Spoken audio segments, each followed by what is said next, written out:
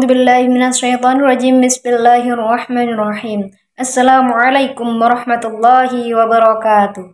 Alhamdulillahi wassalatu wassalamu ala asrafil anbiya'i wal mursalin wa ala alihi wa sahbihi ajmain, amma ba'd. Pertama-tama marilah kita haturkan puji syukur atas kehadirat Allah Subhanahu wa taala yang telah memberikan rahmat dan hidayahnya, sehingga kita semua dapat berkumpul di majelis taklim yang mulia ini dengan keadaan sehat walafiat tanpa kekurangan suatu apapun. Kedua kalinya salawat beserta salam semoga tetap tercurahkan kepada junjungan kita Nabi Muhammad Shallallahu Alaihi Wasallam yang kita nanti-nantikan syafaatnya kelak di yaumul qiyamah. Amin amin ya rabbal alamin. Baiklah, di sini saya akan menyampaikan tausiah bahayanya meninggalkan sholat.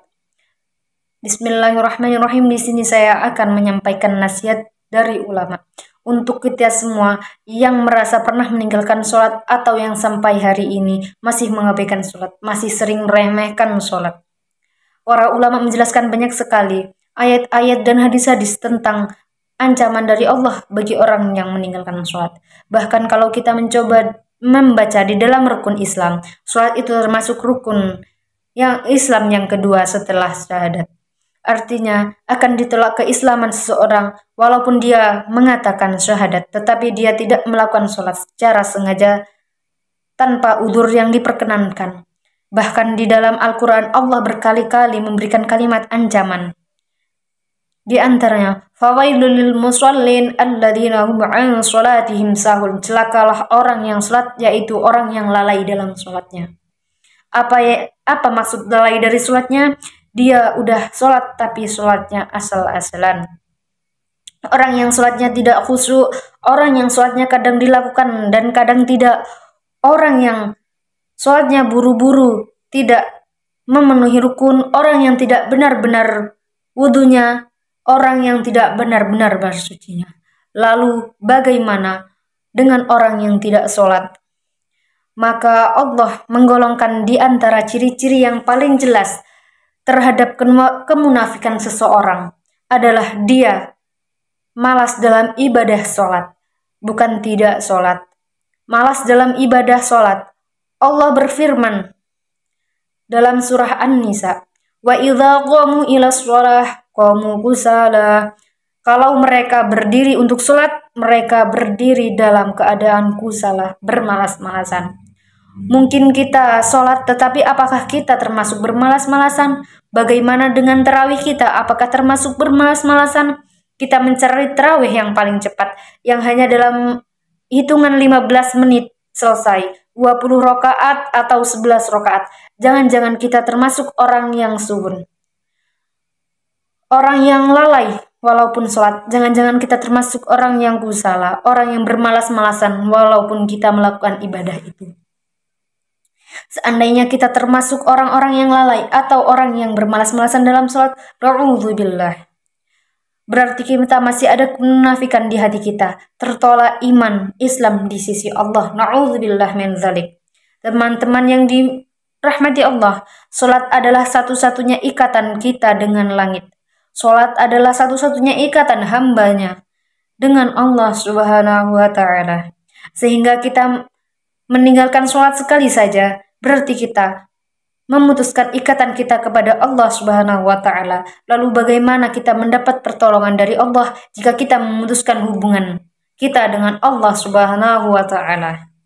Kita tidak mempunyai ikatan apa-apa dengan seseorang, bagaimana kita berharap orang itu menolong kita? Seorang perempuan tidak punya ikatan apa-apa dengan mantan suaminya itu,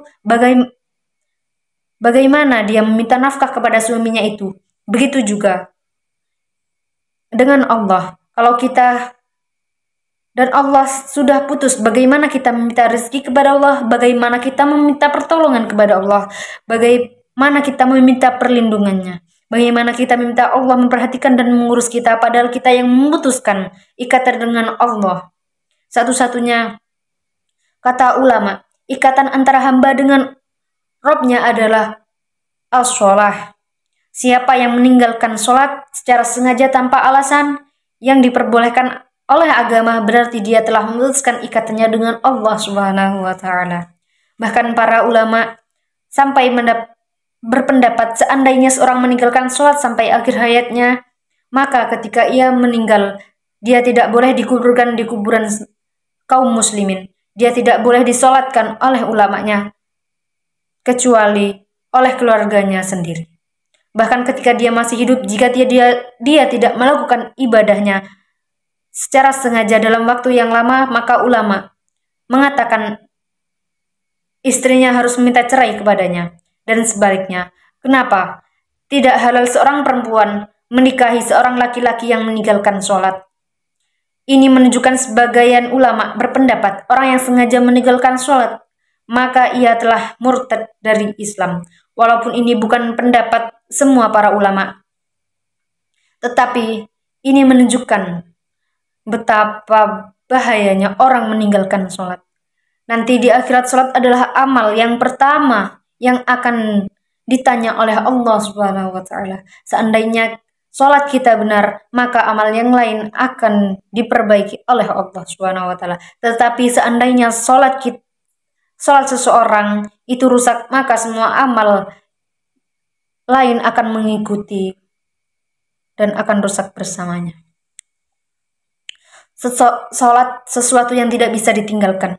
Kita boleh tidak membayar zakat karena kita tidak mampu. Kita boleh tidak naik haji karena kita tidak mampu.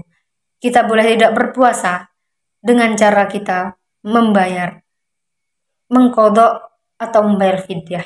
Tetapi kita tidak bisa meninggalkan sholat, karena jika kita tidak bisa melakukan tepat waktu karena kita lagi musafir, kita boleh menjamak. Kalau kita tidak bisa melakukannya di masjid karena ada uzur pada kita boleh melakukannya di rumah. Ketika kita tidak bisa melakukan secara berdiri, kita diperbolehkan duduk atau berbaring. Tidak ada alasan untuk meninggalkan sholat, saking pentingnya ibadah ini. Allah tidak mau kita meninggalkan atau memutuskan Allah. Orang yang tidak sholat berarti dia memutuskan hubungannya dengan Allah Subhanahu wa Ta'ala. Apa rasanya diputuskan tanpa alasan? Kita udah baik pada seseorang, kita telah berkorban pada orang itu, kita telah memberikan hak semua orang itu, tapi dia tiba-tiba memutuskan hubungannya kepada kita. Bagaimana perasaan kita? Begitulah perasaan Allah ketika hambanya memutuskan hubungan dengan Allah dengan cara meninggalkan ibadah sholat, padahal Allah memberikan kebaikan di dalam hidupnya. Jangan putuskan Allah dengan meninggalkan sholat. Mudah-mudahan kita menjaga sholat, maka Allah akan menjaga kita. Barakallahu fikum, wallahu a'lam bishawab. Wassalamualaikum warahmatullahi wabarakatuh.